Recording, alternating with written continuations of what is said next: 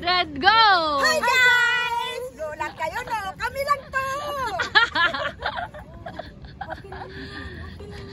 Kami lang to, guys.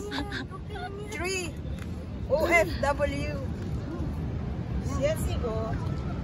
Siya si O. Siya si F. Ako si W. We are OFW. Ang question ngayon sa aming tatlo. Bakit po kayo nag-abroad? Hello po. Sinong tinatanong mo siya? O Tayong tatlo.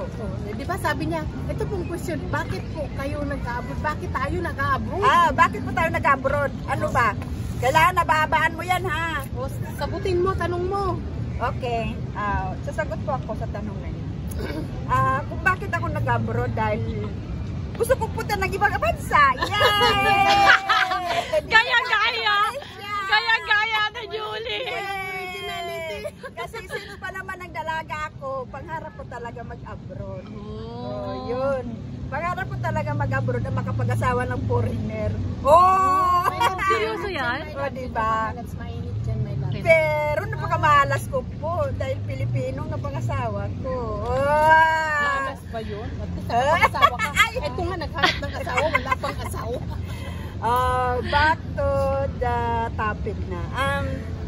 Dahil syempre gusto ko rin makatulong sa mga anak ko dahil mahirap din ang buhay sa Pilipinas. May 4 pala po akong anak. So ang isa panganay college. So ang dalawa high school at saka ang isa ang bunso elementary. So 2 years na lang hanggang makagraduate yung panganay ko. Kahit mahirap, syempre May pangarap. may pangarap at saka nagtatyaga, nagtitiis para sa kanila. Kahit may time nga, there's a time nga malungkot ang buhay, mayroong masaya, mayroong umiiyak ka, hindi mo na napapansin na iiyak ka dahil din sa homesick, malayo sa pamilya, malayo sa mga anak. So, bilang OFW, masarap lang sabihin o madali lang nila sabihin nga, ay masarap mag-abroad, ganito, ganyan. Pero pag once na nandito na po kayo, dito nyo na maranasan ang hirap ng buhay. Oh, yan, naranasan mo rin yung sinabi mo. Yung mga pagtitipid. Tapos nagtitipid-tipid, nagpapadala kami ng pera. Limbag-limbag. Ay na, 15,000 or 25, mayroon pang 40,000, 30,000 naman.